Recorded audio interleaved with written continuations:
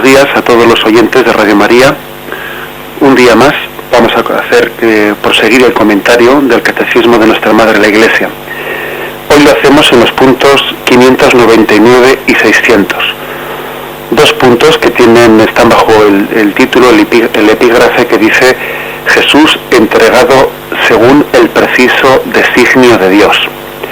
Vamos a leerlos porque son breves y pasamos a comentarlos. La muerte violenta de Jesús no fue fruto del azar en una desgraciada constelación de circunstancias.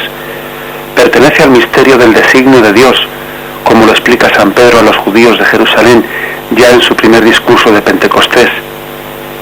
Fue entregado según el determinado designio y previo conocimiento de Dios. Este lenguaje bíblico no significa que los que han entregado a Jesús fuesen solamente ejecutores pasivos de un drama escrito de antemano por Dios. Para Dios todos los momentos del tiempo están presentes en su actualidad.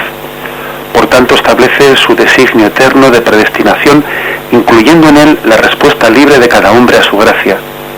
Sí, verdaderamente se ha reunido en esta ciudad contra tu santo siervo Jesús, que tú has ungido, Herodes y Poncio Pilato, con las naciones gentiles y los pueblos de Israel, de tal suerte que ellos han cumplido todo lo que en tu poder y sabiduría habías predestinado.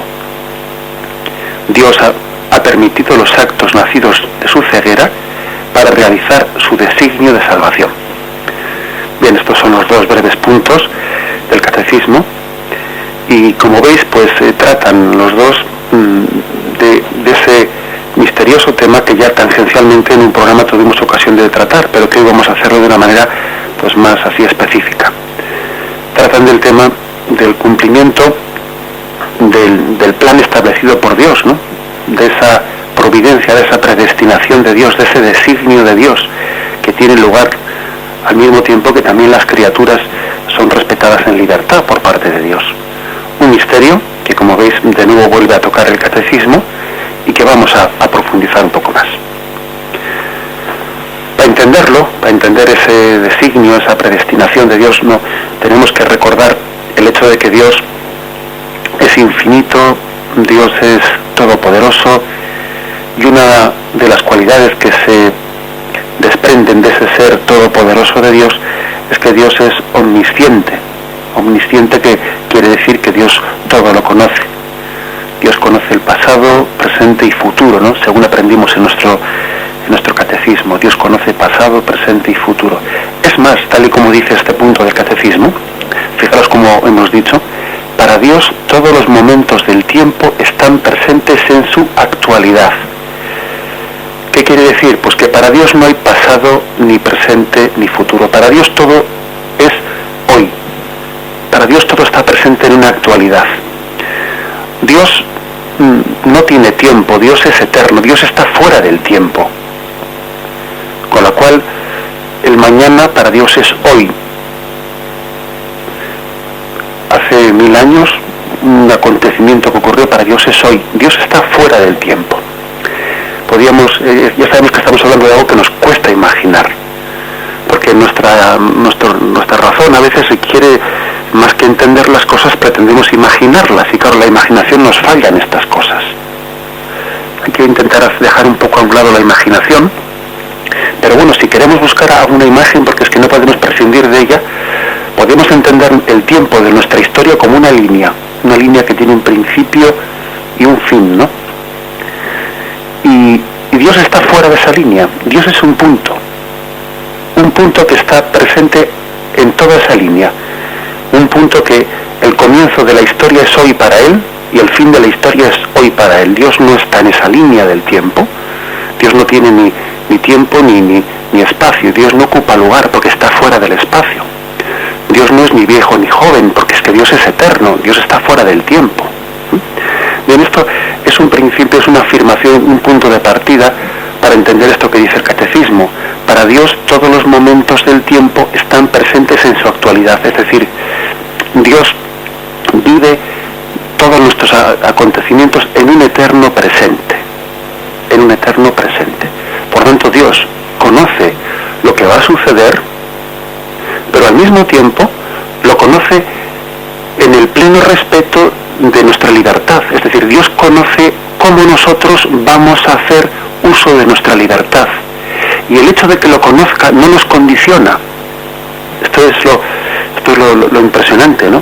Dios conoce cuál va a ser el uso de nuestra libertad y no por eso nos está determinando, no por eso nos está condicionando, sino que está respetando el uso que vamos a hacer de esa libertad. Bien, este es un punto de partida importante. Un punto de partida importante pues para entender este misterio de cómo Dios tiene un plan, una providencia, de cómo Dios tiene unos designios. Dios tenía predeterminado, así se refiere ese predeterminado, pues que su Hijo entregase su vida a la cruz, lo cual no quiere decir, como bien matiza este punto del catecismo, lo cual no quiere decir que las personas que le entregasen no obrasen libremente con su responsabilidad y con todas sus consecuencias. Porque es que la palabra predeterminado podía engañarnos, porque parece que la palabra predeterminado es algo que te quita la libertad. No te la quita. Ese es el misterio de Dios. Dios conoce cuál va a ser el uso que una persona haga de su libertad, sin que por eso la condicione. Bien, este es un punto de partida importante para entender estos dos puntos del catecismo. Y otro punto más. Nosotros distinguimos en nuestra teología, en nuestra reflexión teológica, que Dios tiene una santa y libre voluntad, pero que esa voluntad la distinguimos entre lo que es el querer de Dios y lo que es el permitir de Dios. Dios quiere todo aquello que es bueno para el hombre. La voluntad de Dios es el bien del hombre, es la felicidad del hombre. La voluntad de Dios es que el hombre sea santo, que sea feliz. Bien, pero hay otro nivel de la voluntad de Dios, que es el nivel permisivo. Hay cosas que Dios no quiere, pero que las permite. Y las permite en primer lugar en respeto de esa decisión que Él ha tomado de que el hombre sea libre. Y claro, si Dios ha querido que el hombre sea libre, tiene que permitir cosas. Eso todos lo entendemos porque por esa comparación, que siempre es una comparación, ¿no? Pero por la comparación que tenemos con nuestros hijos. Es decir, hay cosas que no quiere de sus hijos, pero las permite, porque una vez que él ha tomado la decisión de que su hijo tiene que ser libre y maduro, pues no puede encerrarle en una jaula. Hay cosas que Dios quiere en su santísima voluntad. Hay cosas que Dios permite. Pero la diferencia entre nosotros, con nuestros hijos y Dios, está en que nosotros cuando permitimos una cosa a los hijos, pues claro, no tenemos un designio salvífico, sino que tenemos que permitirlo y ya está. Pero Dios no es una permisividad de quien se queda con los brazos cruzados. Dios cuando permite también no solo en el respeto de la libertad, sino permite porque en su sabiduría tiene designios de salvación incluso a través de los errores del hombre. Por lo tanto, esto es importante que lo entendamos. Dios permite cosas porque también en su designio es capaz de sacar bien de los males. Fijaros cómo el refranero castellano, que a veces, pues tiene refranes que se alejan mucho de la sabiduría cristiana, pero otros refranes sí son, pues, de inspiración cristiana, ¿no? En el refranero cristiano hay refranes que dicen: no hay mal que por bien no venga. Sobre todo hay un refrán que es muy gráfico, ese que dice: Dios escribe derecho con líneas torcidas. Es una manera de decir que en ese permitir de Dios, que Dios no quiere las líneas torcidas, pero Dios es capaz de escribir derecho con líneas torcidas. Eso solo Dios puede hacerlo. Nosotros, cuando tenemos líneas torcidas, sale todo torcido. Dios, en su omnipotencia, en su omnisciencia, en ese ser Señor y Rey de la historia, a Dios no se le escapa la historia de la mano, no olvidemos esto, es capaz de escribir derecho con líneas torcidas. Él conduce los hilos de la historia, incluso a través de las injusticias que están ocurriendo, incluso a través de los pecados que estamos cometiendo. Él conduce los hilos de la historia. Un ejemplo bien concreto de esto que estamos diciendo, pues es la historia del pecado original y la historia de la salvación. El pecado original, lógicamente, no era querido por Dios, todo lo contrario. Dios, ¿cómo puede querer el pecado? Es más, Dios había prohibido expresamente cometer ese pecado. Sin embargo, permite ese pecado original de Adán y Eva, primero el respeto de su libertad, pero también con ese designio de que de ese pecado él esperaba obtener mayor gracia para el hombre. Y en cuanto que Adán y Eva pecan, también Dios les anuncia un segundo designio de salvación. Establezco hostilidades entre ti y la mujer, y a ti alguien te aplastará la cabeza. Es decir, hay ya una promesa de salvación, un segundo designio de salvación después de que el pecado original ha roto, pues podemos decir, el primer designio de Dios. Bueno, pues este es el misterio, hasta el punto de que finalmente, fijaros, nosotros llegamos a decir que en la liturgia del Sábado Santo llegamos a decir: feliz pecado de Adán y Eva, que mereció tal Redentor. Es decir, el segundo plan de salvación ha elevado al hombre pues a una felicidad muy superior a la que tenían Adán y Eva en el paraíso terrenal. Nosotros en el cielo estamos llamados a una felicidad inmensamente, infinitamente más alta que aquella felicidad pues de un nivel natural o preternatural que existía en el paraíso terrenal. Porque el ser redimido por Cristo y ser hermano en Cristo es muy superior a lo que Adán y Eva eran. Esa filiación divina que tenemos ahora, Adán y Eva no lo tenían. Con lo cual la Iglesia dice: feliz pecado que mereció tal Redentor. Es decir, Dios ha sido capaz de permitir aquel pecado y conducir la historia a un designio de salvación superior al que existía antes. Bien, esta es por lo tanto la doctrina de la que parte, ¿no?, la concepción de Dios.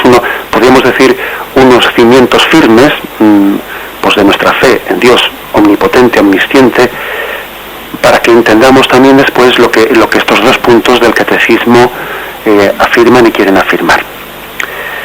Bien, vamos por lo tanto a hacer un momento de silencio, un momento de reflexión, escuchando esta música de fondo, y luego continuamos.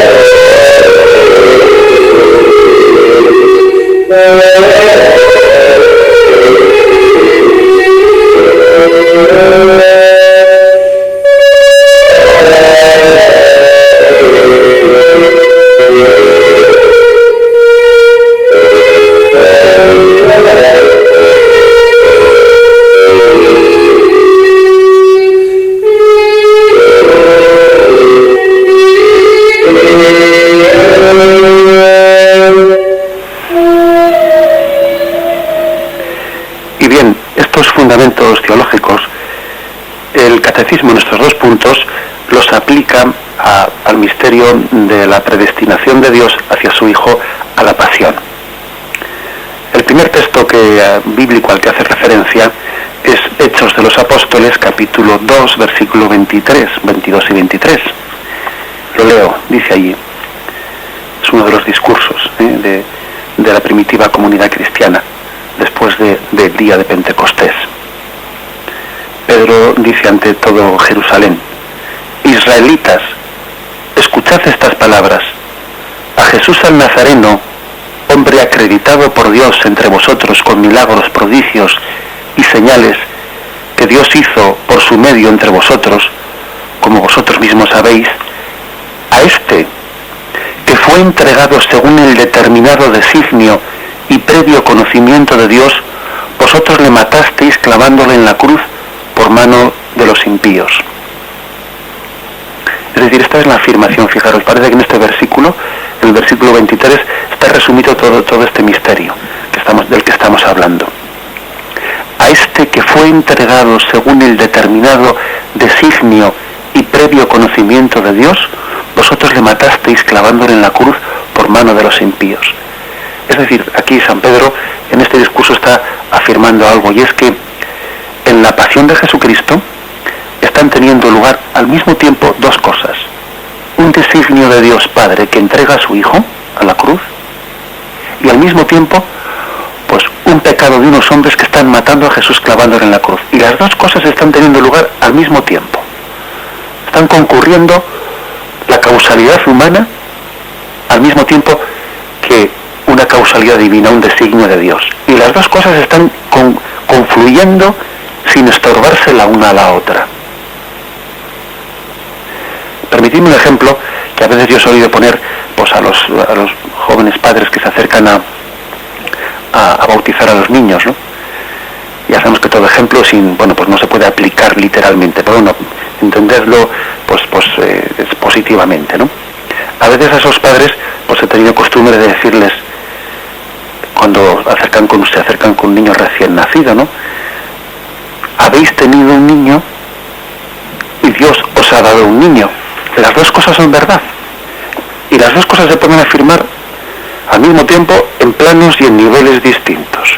Habéis tenido un niño, porque es evidente, porque habéis puesto un proceso biológico en marcha, del que vosotros habéis sido causa, y Dios os ha dado un niño, porque la vida os trasciende, la vida es más que vosotros mismos, la vida os supera. No hay únicamente una causa y un efecto, es decir, el efecto es superior a vuestra causa. Luego Dios también os ha dado la capacidad de la vida, de ganar la vida, ya ha sido el que ha creado y ha infundido el alma de esa criatura. Bueno, pues eso que ocurre en el nacimiento de un niño, que hay dos niveles: la causa humana, habéis tenido un niño, y la causa divina, Dios os ha dado un niño. Eso también pasa en cierto sentido en la pasión de Jesucristo. El Padre le entregó a la cruz y al mismo tiempo vosotros le matasteis. Y una cosa no le quita a la otra. Concurren pues la causa humana, libremente respetada, y el plan y el designio de Dios. Esto es lo que el catecismo quiere resaltar, ¿no? También está resaltado en Hechos 3:13, donde dice: el Dios de Abraham, de Isaac y de Jacob, el Dios de nuestros padres, ha glorificado su siervo Jesús, a quien vosotros entregasteis y de quien renegasteis ante Pilato. Pues este es el designio misterioso. Profundizando más en esto, está también el texto de Hechos de los Apóstoles, capítulo 4, versículo 23-31, que voy a leer. Una vez libres, vinieron a los suyos y les contaron todo lo que les habían dicho los sumos sacerdotes y ancianos. Al oírlo todos a una elevaron su voz a Dios y dijeron: Señor, tú que hiciste el cielo y la tierra, el mar y todo lo que hay en ellos, tú que has dicho por el Espíritu Santo por boca de nuestro padre David, tu siervo, ¿a qué esta agitación de las naciones, esos vanos proyectos de los pueblos? Se han presentado los reyes de la tierra y los magistrados se han aliado contra el Señor y contra su ungido. Y ahora dice: porque verdaderamente en esta ciudad se han aliado Herodes y Pilato con las naciones y los pueblos de Israel contra tu santo siervo Jesús, a quien has ungido, para realizar lo que en tu poder y en tu sabiduría habías predeterminado que sucediera. Este es el misterio, Es decir, Herodes y Poncio Pilato y los judíos se han aliado contra tu siervo Jesús para realizar lo que en tu poder y en tu sabiduría habías predeterminado que sucediera. Claro, que ellos no sabían que al obrar libremente de esa forma estaban formando parte de un plan de designio de salvación, pero sí, ciertamente así era. Y sigue ese texto, ¿no? Y ahora, Señor, ten en cuenta sus amenazas y concede a tus siervos que puedan predicar tu palabra con toda valentía, extendiendo tu mano para realizar curaciones, señales y prodigios. Acabada su oración, retembló el lugar donde estaban reunidos y todos quedaron llenos del Espíritu Santo. Es curioso, ¿no? Porque parece que hay como un signo de aprobación por parte de Dios de aquella oración. Es decir, es tan exacto, tan inspirado por el Espíritu Santo esa oración que allí se ha realizado, que hay como una especie de manifestación de Dios en el lugar en el que están los apóstoles, pues parece como un temblor y todos quedan llenos del Espíritu Santo. Parece como una especie de vuelta a manifestarse del momento de Pentecostés. Tal es así, tan importante es lo que allí se ha manifestado.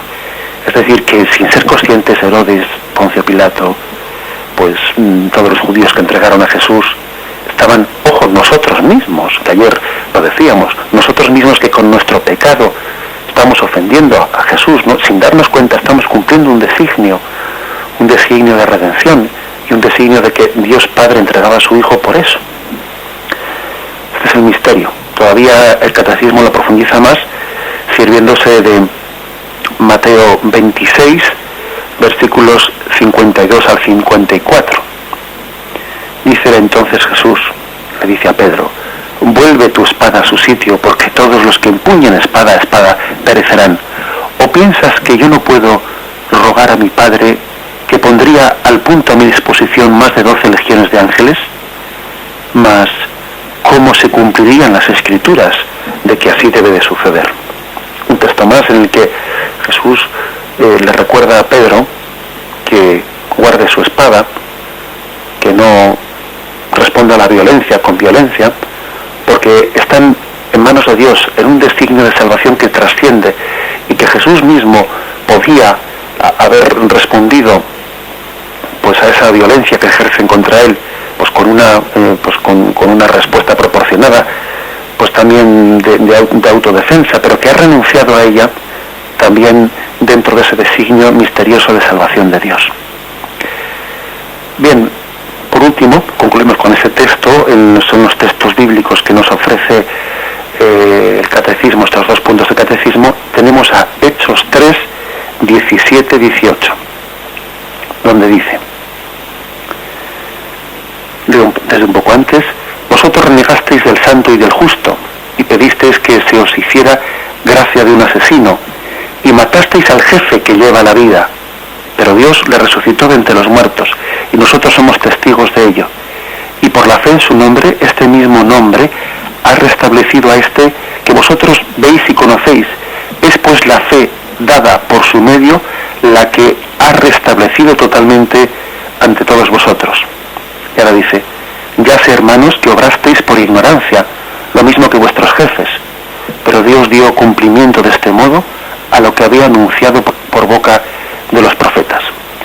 Es decir, que en este discurso los apóstoles están diciendo a sus oyentes de que es posible que hayan obrado por ignorancia. También Jesús dijo aquello: perdónales porque no saben lo que hacen, ¿no? Pero que incluso en su ignorancia estaban dando cumplimiento al plan restablecido por Dios. A veces cumplimos los planes de Dios en plena consciencia y otras veces en inconsciencia, otras veces en nuestra ignorancia estamos cumpliendo los planes de los designios de salvación de Dios.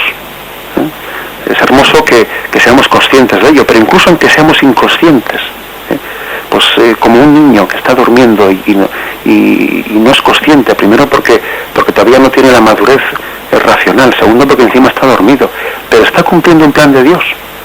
En esa, pues algo así, ¿no? Poniendo esta comparación, somos también nosotros que en nuestro obrar no somos conscientes de que, como ocurría allí en Israel, en Judea, que se estaba cumpliendo el plan eterno de redención, sin que los allí presentes que estaban entregando a Jesús fuesen conscientes de ello.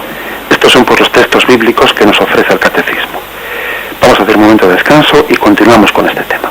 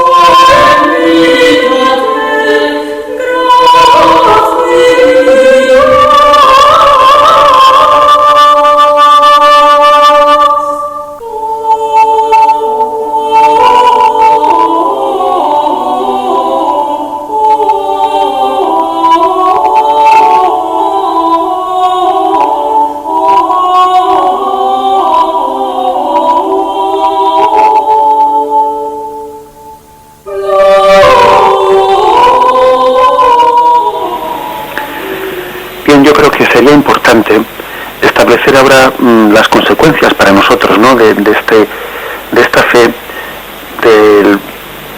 de la predeterminación de Dios a esa entrega, ¿no? De esa confianza que tenemos en que ha habido un designio de Dios en medio del pecado que allí tuvo lugar en Judea. Se estuvo cumpliendo un designio de Dios, un designio de salvación. Es importante que ahora saquemos las consecuencias para nosotros, ¿no? De ese principio de la providencia amorosa de Dios, no obstante el mal. En medio del mal hay una providencia amorosa, un designio de salvación.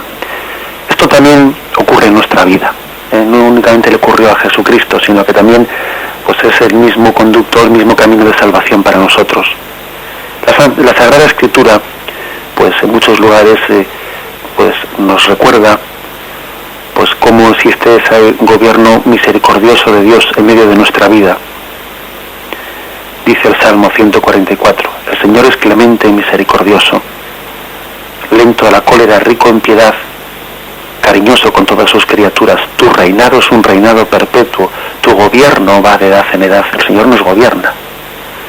Cuántas maravillas has hecho, Señor Dios nuestro, cuántos planes en favor nuestro. Es el Salmo 39, cuántos planes en favor nuestro. Por lo tanto, cuando los creyentes miramos atrás en nuestra vida, pues no podemos por menos de ver el amor providente de Dios. A veces, en el mismo momento en que están ocurriendo las cosas, nos cuesta verlo más. Pero cuando uno echa la vista atrás, se da cuenta como todo ha sido providencia amorosa de Dios. Y se da cuenta que hasta los males y hasta los pecados estaban ordenados al bien, a nuestro bien. El texto clásico de San Agustín, pues es el siguiente que voy a leer, el texto de las Confesiones. Yo me hacía cada vez más miserable y tú te acercabas más a mí. Ya estaba presente tu diestra para arrancarme del cieno de mis vicios y lavarme, y yo no lo sabía. Lo mismo hallamos en Carlos de Foucault, tiene textos maravillosos como el siguiente. Yo me alejaba cada vez más de ti, Señor mío y mi vida, y en este estado me conservabas en mi alma los recuerdos del pasado, la estima del bien, el afecto a ciertas hermosas y piadosas almas, durmiendo como el rescoldo del fuego, el respeto de la religión católica y de los religiosos. La fe había desaparecido, pero el respeto y el aprecio habían quedado intactos. Dios mío, aún me concedías otras gracias, me conservabas el gusto por el estudio, lecturas serias, cosas bellas, la repugnancia del vicio y de la fealdad. Hacía el mal, pero no lo aprobaba ni lo amaba. Tú me dabas esa vaga inquietud de una conciencia mala, pero por dormida que estuviera no había muerto del todo. Nunca he sentido esa tristeza, ese malestar, esa inquietud como entonces, Dios mío. Esto era pues un don tuyo. ¿Y qué lejos estaba yo de sospecharlo? Qué bueno eres, tú guardabas mi cuerpo.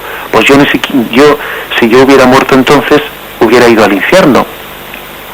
Los accidentes de caballo milagrosamente evitados y fracasados, aquellos duelos que impediste tuvieran lugar.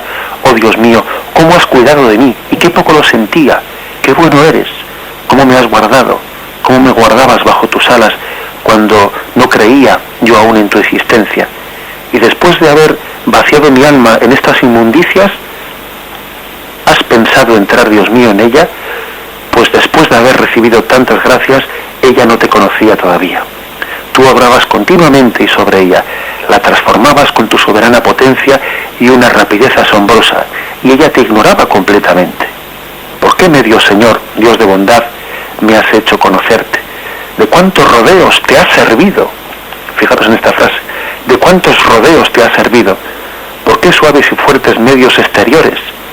Todo esto era obra tuya, Dios mío, obra tuya solamente.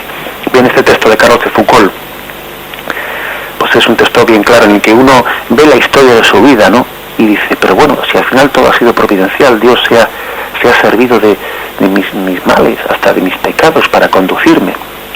Hay un texto del San Pablo a los Romanos 8:28 que es un texto clave. Dice, sabemos que en todas las cosas interviene Dios para el bien de los que le aman. En todas las cosas interviene Dios para el bien de los que le aman.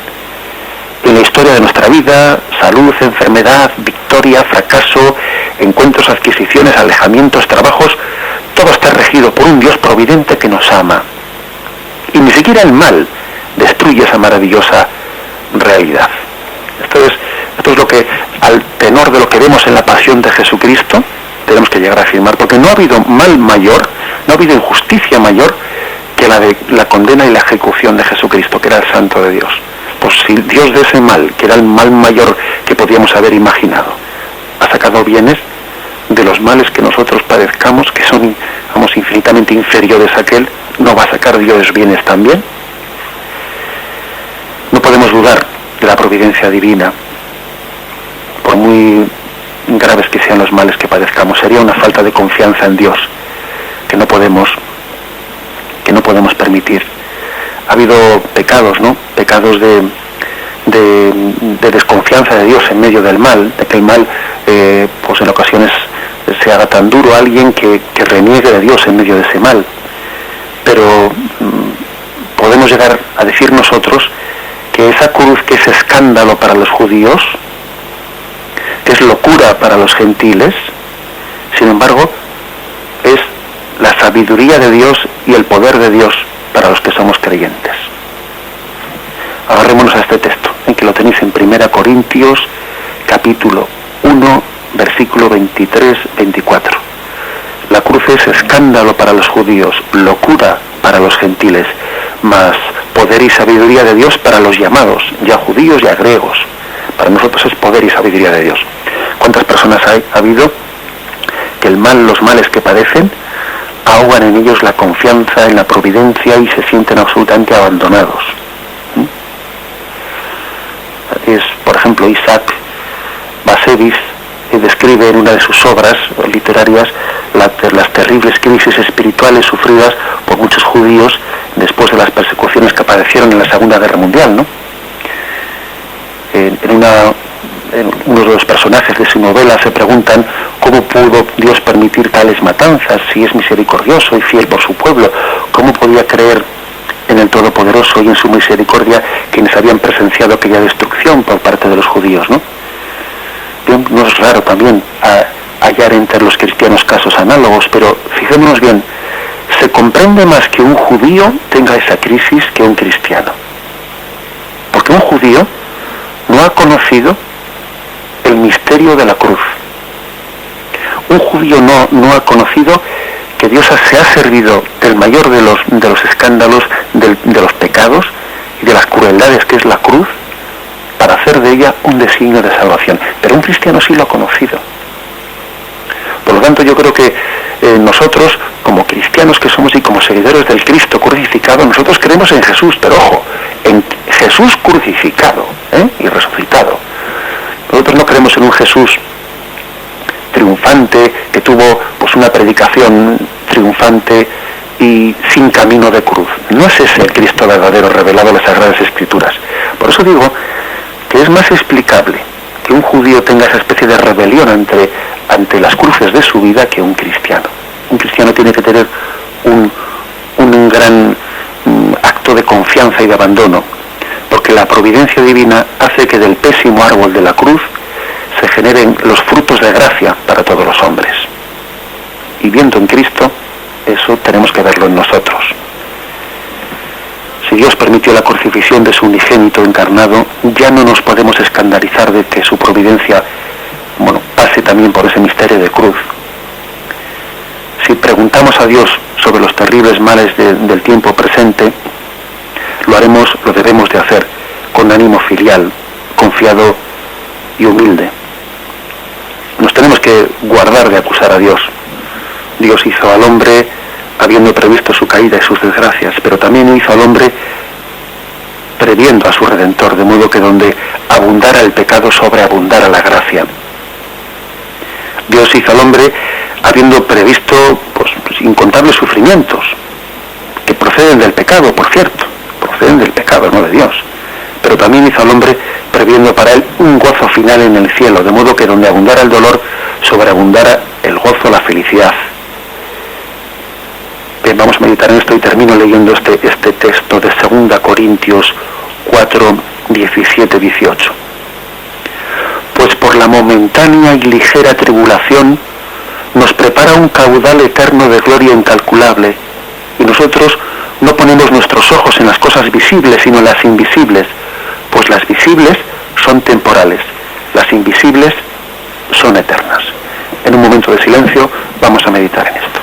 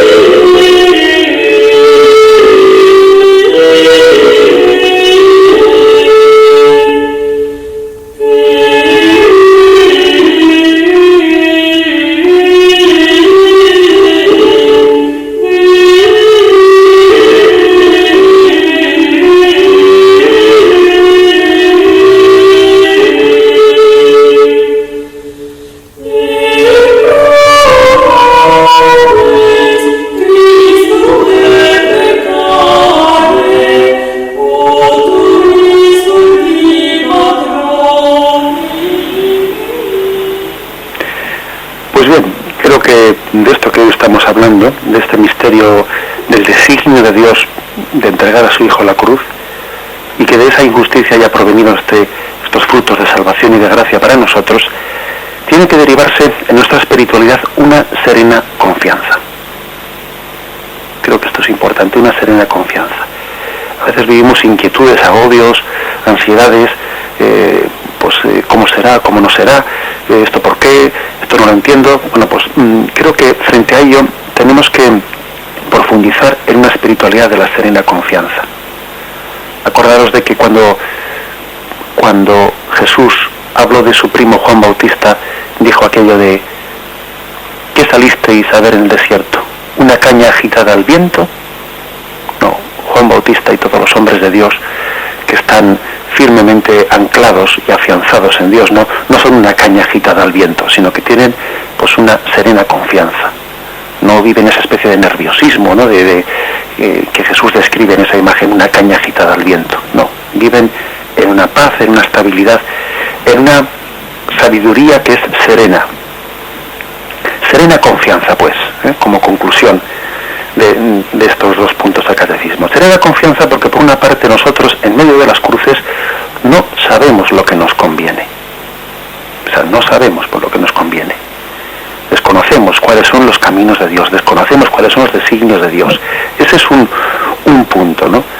Además, este punto no es exclusivo del cristianismo, sino que otras religiones también, otras religiones, pues como puede ser las religiones orientales, pues también hablan mucho en este sentido de que solamente Dios es todopoderoso, y solamente Dios conoce los designios, nosotros ignoramos los designios de Dios. Por ejemplo, fijaros en este breve relato bastante conocido, ¿no? que algunos quizás habéis escuchado, que es un antiguo relato chino. Cuenta la historia de un anciano campesino que tenía un viejo caballo para trabajar su campo. Un día el caballo escapó a las montañas. Cuando los vecinos del anciano lo supieron, se acercaban para condolerse de él. «Cuánto lamento su desgracia». Pero el labrador le contestaba: «Mala suerte, buena suerte, solo Dios sabe». Una semana después, el caballo que había escapado regresó de las montañas, trayendo consigo una manada de caballos salvajes. Entonces los vecinos fueron a visitar al campesino. «Ahora sí que hay motivos para felicitarlo, está con suerte». Pero el anciano a todos les contestaba por igual: «Buena suerte, mala suerte, solo Dios sabe». El hijo del anciano labrador intentó domar uno de los potros salvajes, se cayó y se quebró la pierna. Cuando el vecindario se encontraba con el campesino, le comentaban: «Este accidente sí que es una verdadera desgracia».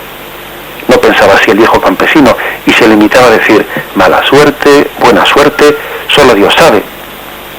Un par de semanas más tarde se supo que el emperador había declarado la guerra. Una patrulla de soldados entró en el pueblo reclutando a todos los jóvenes que estaban en condiciones de enrolarse en el ejército. Cuando vieron al hijo del labrador con la pierna rota, lo dejaron tranquilo sin llevarlo a la guerra. Las personas del pueblo se acercaban a su viejo y sabio vecino preguntando: ¿habrá sido buena suerte o mala suerte? Bien, pues relatos como estos lo tenemos prácticamente en todas las, incluso yo diría, en espiritualidades, en religiones, porque se subraya mucho el que Dios tiene designios que nosotros no alcanzamos y no sabemos lo que es para bien y lo que es para mal, lo desconocemos.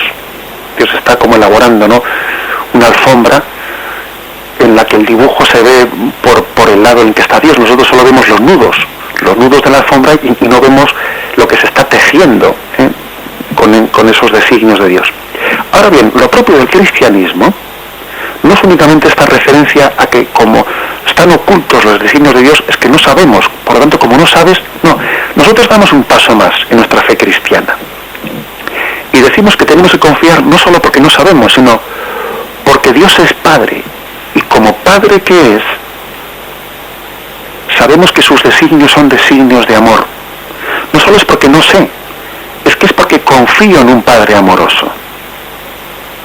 Confío en los designios del Padre amoroso. Por lo tanto, la serena confianza a la que he hecho referencia, la serena confianza está basada para los cristianos, está basada en el corazón bondadoso de Dios Padre. Si vosotros que sois malos sabéis dar cosas buenas a vuestros hijos, cuánto más vuestro Padre del cielo os dará aquello que os conviene. Este es el argumento último. en el que tenemos que confiar en la bondad de Dios Padre misericordioso. Bien, vamos a dejar aquí este tema y Dios mediante continuaremos a partir del punto 601 el próximo día en el Catecismo de la Iglesia Católica. Podéis llamar para hacer vuestras consultas o aportaciones al teléfono 917 107 700. 917 107 700. Ponemos un poco de música esperando las llamadas.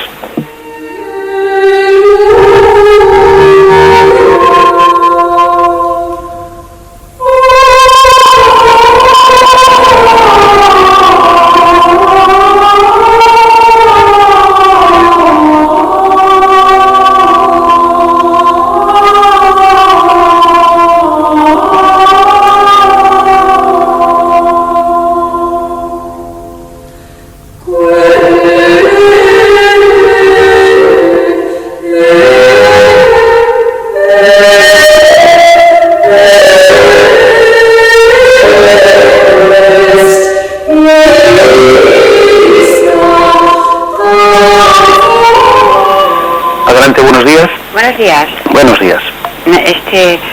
Respecto a las reflexiones de la actualidad y la presencia de Dios, el presente de Dios, yo he tenido distintas épocas en las que pensaba que en mi momento actual, cuando ofendía a Dios, en ese momento es cuando le ofendía. Posteriormente, reflexionando sobre la pasión y muerte del Señor, me di cuenta que ya en el Huerto de los Olivos, en todos los dolores y horrores, y en la redención de la cruz, estuve también allí presente.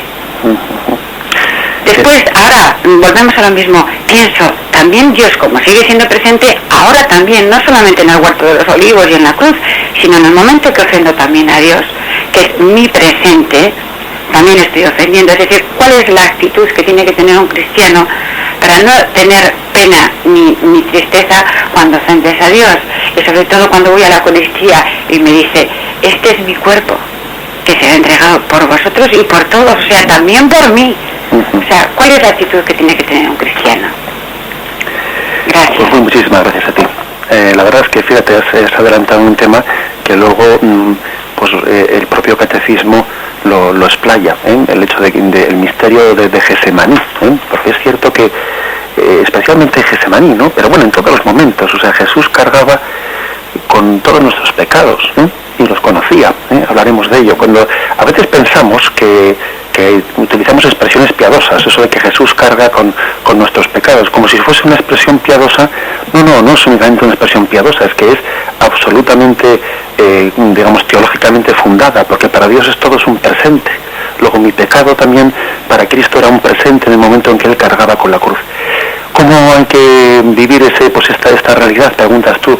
Pues mira, yo creo que hay que vivirla con responsabilidad y con confianza al mismo tiempo, sabiendo conjugar esas cosas, Es decir, sin hacer las paces con nuestro pecado y sin perder la paz por causa de nuestro pecado, sin hacer las paces luchando contra nuestro pecado, pero sin perder la paz, porque sabemos también que hay un designio en el que Dios, en su misericordia, se va a servir de nuestras debilidades para continuar santificándonos. Las dos cosas yo diría, sin hacer las paces con el pecado, luchando con él, pero sin perder la paz, poniéndonos en sus manos. Adelante, ¿con quién hablamos? Hola, buenos días. Buenos días. Miguel, le quería hacer una puntualización. Sí, usted ha hablado de que Dios saca bienes de los males. Sí. Pero también San Pablo dice, porque hemos recibido la gracia de Dios, por eso vamos a hacer el mal. No son palabras textuales, perdón, el significado, ni sé dónde está en estos momentos, pero el significado viene a ser este. Entonces, esa confianza en Dios, digamos que tiene unos límites por nuestra parte. Sí, yo creo que... No sé si me equivoco. Sí, ya creo recordar el texto de San Pablo a que se refiere. Si le parece, le respondo por la radio. Sí, gracias. Sí, yo creo que, si me permite usted, yo lo diría de otra forma. Yo no diría que esa confianza tiene unos límites, no, la confianza es ilimitada. Ahora bien, a lo que se refiere San Pablo en ese texto, es a que no debemos de abusar de la gracia de Dios, es decir, no debemos de jugar con ella. Por ejemplo, que alguien dijese, bueno, pues como al fin y al cabo Dios tiene designios de salvación, pues voy a pecar, porque después Dios ya se servirá de este pecado que voy a cometer. Eso sería jugar con la gracia y jugar con la providencia. Va por ahí más bien. Con lo cual, digamos, no debemos de abusar de la gracia o jugar con ella, no. Es decir, creo que no es cuestión de confiar demasiado, no, sino que es más bien jugar con Dios, que es otro tema distinto. Yo creo que pues el consejo que hemos dado ante la llamada anterior, no hacer las paces con nuestro pecado, sino luchar con él con todas las fuerzas. Y al mismo tiempo no perder la paz por la impotencia y por la debilidad que sentimos, ese es el consejo correcto. Ese texto de San Pablo al que usted hace referencia habla más bien un poco de que a veces uno puede abusar, o sea, puede jugar con las cosas de Dios, o de alguna manera, más que creer en la providencia, pretender poner la providencia a nuestro capricho, que eso es otro tema distinto. Bien, nos hemos pasado del tiempo. Agradecemos a Dios pues el que hayamos podido tener este rato por la mañana para saborear pues su doctrina. Alabado sea Jesucristo.